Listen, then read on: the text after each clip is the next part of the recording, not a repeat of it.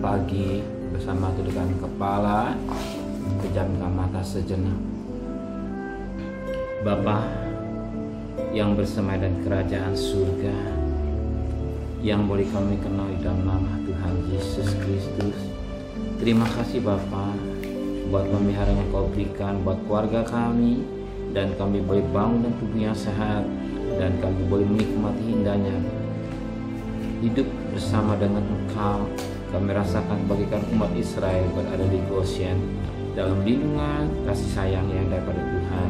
Maka itu sebelum kami mengadakan akte lain, kami mengadakan mesbah pribadi, mesbah keluarga, dan kami boleh menaikkan pujian rebahan, dan kami rindu untuk mendengarkan renungan firman-Mu. Roh Kudus mengurapi hamba-Mu, mengurapi kami, dan ungkapan firman-Mu sehingga jadi berkat buat kami, dan kami boleh juga naikkan doa syafaat kepada Tuhan. Haleluya. Shalom. Pagi, mari sama-sama kita membuka firman Tuhan. Kisah Para Rasul pasal 6. Kisah Para Rasul pasal 6 ayat 8 sampai ayat 15. Kisah Para Rasul pasal 6 ayat 8 sampai ayat 15. Tuduhan terhadap Stefanus. Dan Stefanus yang penuh dengan karunia dan kuasa mengadakan mujizat-mujizat dan tanda-tanda di antara orang banyak. Tapi tampil beberapa orang dari jemaat Yahudi yang disebut jemaat orang Liberti. Anggota jemaat itu adalah orang-orang dari Kirene dan dari Alexandria, bersama dengan beberapa orang Yahudi dari Kilikia dan dari Asia. Orang-orang ini bersoal jawab dengan Stefanus, tapi mereka tidak sanggup melawan hikmatnya dan roh yang mendorong dia berbicara. Lalu mereka menghasut beberapa orang untuk mengatakan, kami telah mendengar dia mengucapkan kata-kata hujat terhadap Musa dan alam. Dengan jalan demikian mereka mengadakan suatu gerakan di antara orang banyak serta tua-tua dan ahli-ahli Taurat. Mereka menjegat Stefanus, menyeretnya dan membawa ke hadapan mahkamah agama. Lalu mereka memajukan saksi-saksi palsu yang berkata, orang ini terus-menerus mengucapkan perkataan yang menghina tempat kudus ini dan hukum Taurat, sebab kami telah mendengar dia mengatakan bahwa Yesus orang Nazaret itu akan merubuhkan tempat ini dan mengubah adat istiadat yang diwariskan oleh Musa kepada kita. Semua orang yang duduk dalam sidang mahkamah agama itu menatap Stefanus. Lalu mereka melihat muka Stefanus sama seperti muka seorang malaikat. Puji Tuhan, suatu mutiara yang indah yang kita dapat petik pagi hari ini. Di mana saat itu dikatakan lebih tepatnya sebagaimana ayat yang ke-9. Tapi tampil beberapa orang jemaat Yahudi yang disebut jemaat orang Libertini. Anggota jemaat itu adalah orang-orang dari Kirene dan dari Alexandria, bersama dengan beberapa orang Yahudi dan Kilikia dan dari Asia. Orang itu bersoal jawab dengan Stefanus. Mereka ini bersoal jawab atau diskusi, atau kata-kata di tempat ya tanya jawab. Tapi yang sangat menarik, tapi hikmat yang Tuhan berikan pada Stefanus luar biasa. Tuhan berikan hikmat yang luar biasa dalam hidup Stefanus. Kenapa? Sebab firman Allah berkata pada ayat yang ke-10, tetapi mereka tidak sanggup melawan hikmatnya dan roh yang mendorong dia, Stefanus, berbicara.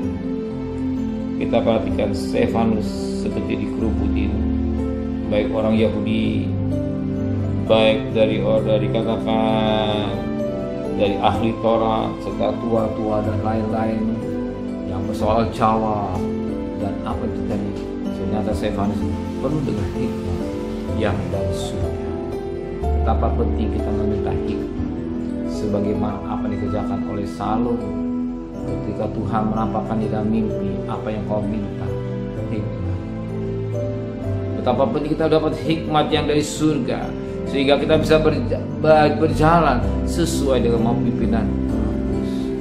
Kalau kita dapat pimpinan hikmat dari Tuhan dan kita berhidup Roh Kudus, kita tidak salah dan di dalam jalan kebenaran, ternyata banyak orang yang tidak suka. Ini yang sering terjadi dalam hidup manusia. Ketika ingin kita hidup dalam kebenaran dan Roh Kudus, banyak orang tidak suka. Banyak orang menuduh yang tidak. Kenapa? Karena mereka iri kalau kita berjalan dari pimpinan Kudus.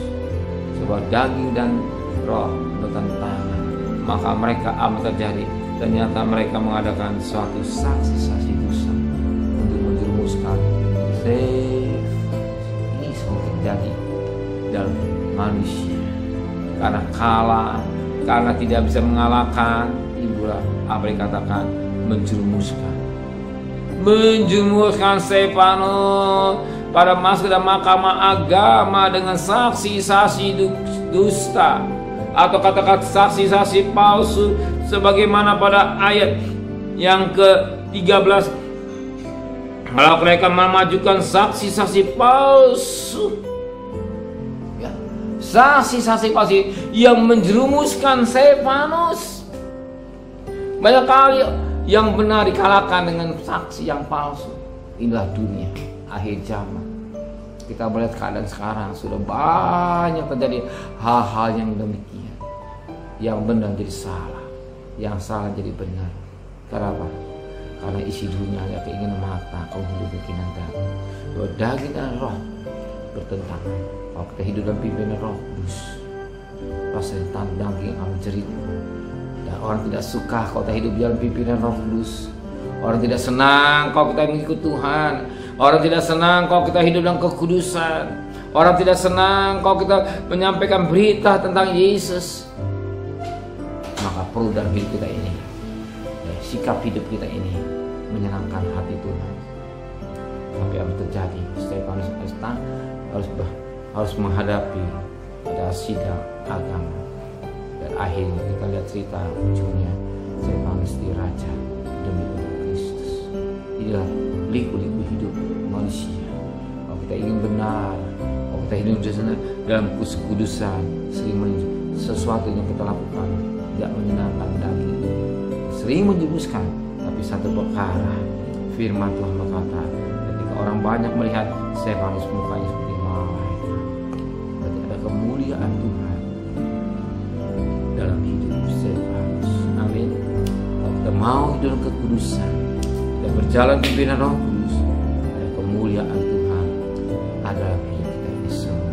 Amin. Kita berjalan bukan kemuliaan daging, kemuliaan dosa, tapi kemuliaan Tuhan. Stefanus juga Musa, kita guru dari guru, wajahnya bercahaya. Demikian kalau kita jalan dan terang firman Allah, Roh Kudus memberikan cahaya dalam kita. Dan kalau saudara lihat, dia melihatnya.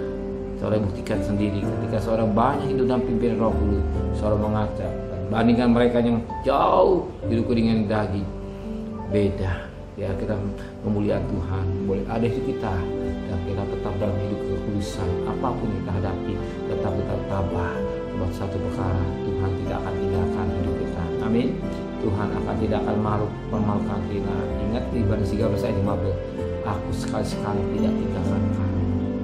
Aku sekali-sekali tidak membiarkan. Dan selanjutnya Tuhan akan menolong kita semua. Amin. Yang kita hidup dengan kekudusan, saya percaya Tuhan tidak akan tinggalkan saudara. Percayalah, Roh Kudus akan menyertai saudara di kemampuan, kekuatan dalam menghadapi hidup dengan tantangan. Amin. Benar Bapa di surga.